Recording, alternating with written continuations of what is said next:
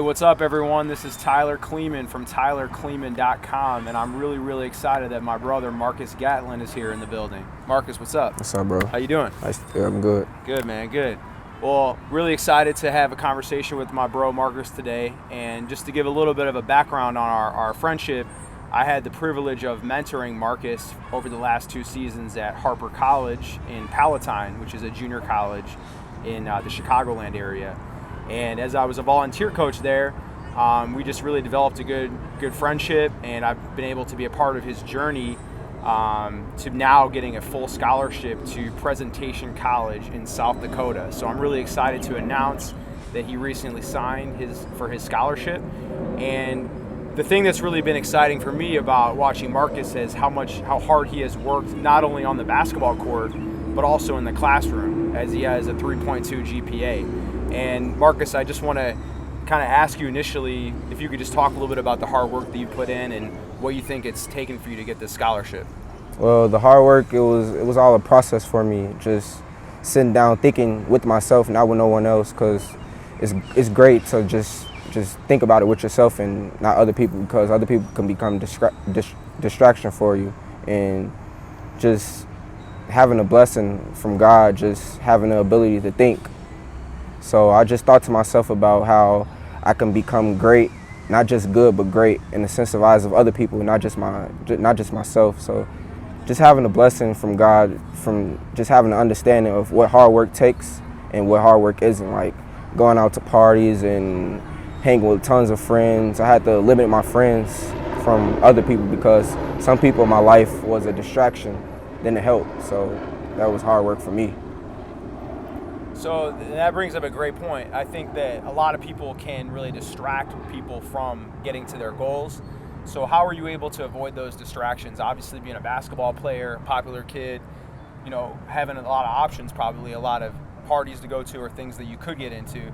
How do you think you were able to stay away from those things and make the decision to avoid those types of things? Well, having a mother and a father like myself, I just talked with my mother and my father about certain things they went through in their life, and it didn't sound kind of good to me. So I just chose to be a good guy instead of a bad guy. And a good guy to me is just being respectful, treating someone correctly, and not treating someone like everybody else treats them. Because I feel like the social media could be a really big issue for kids my age about how you should be portrayed or how someone should portray you. So I just thought to be a good guy instead of a bad guy. Yeah.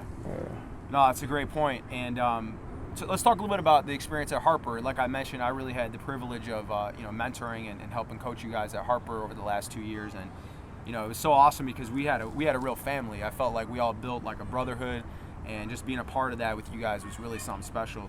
Can you just talk a little bit about the experience at Harper and how you feel like that prepared you for the next level, getting the scholarship to the NAIA Division I school? Well, when I went to Harper, I thought it was a bad idea at first because I had a partial ride to a school in Indiana, Fort Wayne, and I just felt like that school didn't really want me as much as Harper did. And when I met Tyler and Justin, they opened up arms right away. So I just felt like the love was there, and going to Harper just made me a better person. Like my freshman year, I kind of struggled. I didn't believe in the system. I didn't believe in myself. So I had to take a look in the mirror, like literally look in the mirror and just ask myself, do I still want to do this? And came to the conclusion that I really did, and it paid off. Like coming into my sophomore year, I had doubts. Some games, I had doubts. Some nights, I cried many nights, to be honest, that I wouldn't get a scholarship. And I've been working hard since I was 3 years old to receive a scholarship, and it finally happened because my mindset I had in going into my second year, I didn't have the same mindset going into my freshman year. I just thought I'm the best and I'm this, I'm that, and since I've been playing so long, I can do this better than someone else.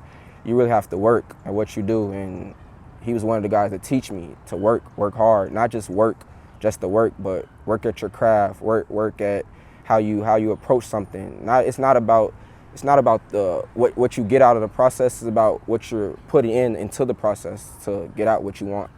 So yeah.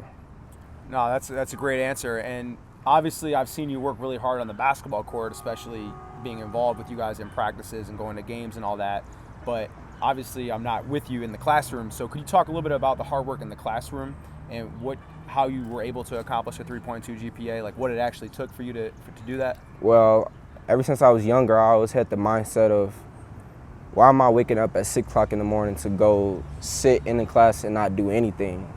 I just felt like if I'm gonna wake up at that time, I should be productive in class or to just get my lesson right away. And me not having so much of a school standpoint, like with understanding the work or not understanding the quality of the work, but I had to go see the tutors and just think of what do I want to become in life, not just a basketball player. I want to be something. Like I want to become an athletic trainer. So I had to study, not just one day out the week, not just 2 days out the week, but 5 days out the week for me. Like everybody's not the same when it comes to thinking. So I just had to really just focus and study.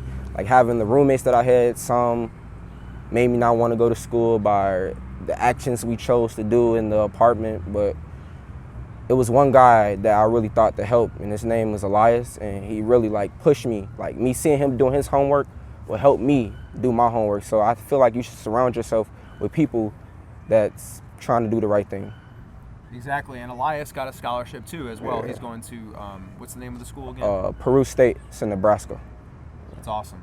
Well, obviously, when you surround yourself with the right people and that have the same mindset, you can accomplish the same goals together, which I think is really, really important. And that's something else I would really say to a lot of today's youth. Speaking of today's youth, at this point, you really are a role model for the guys younger than you, and not just athletes, but people in the younger generation. I know that you and I have had conversations about the younger generation and how there's not a lot of good influence on them.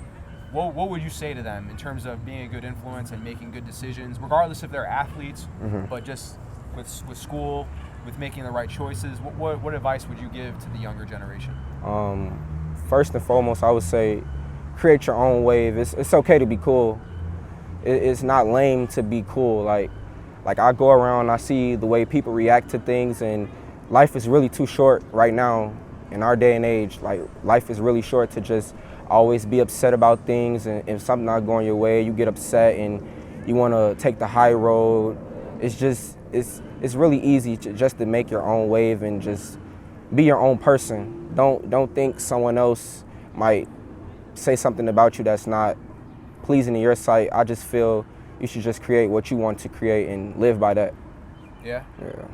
That's good. And what are your plans for Presentation College? What are your overall goals coming into the scholarship?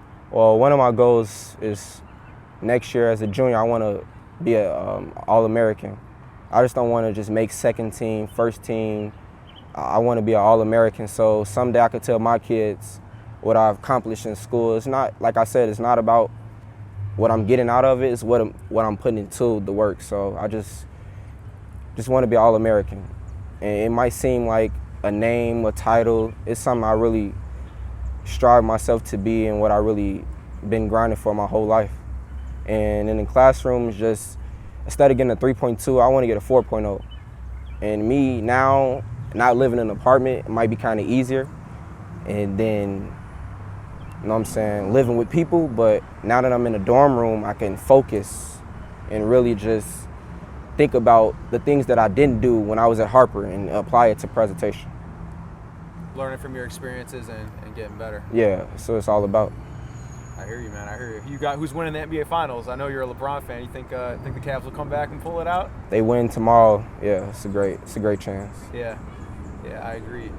Well, man, really glad that you joined me today. And I just want to say, I know that you call me your mentor, but you've really inspired me. How hard you've worked, how focused and dedicated you've been to basketball and to studies, and just making good decisions. It's really been awesome and very inspiring for me to see someone from the younger generation, from me, as just work as hard as you have. And I appreciate you as someone that really inspires me and keeps me pushing as well. And let's keep pushing each other.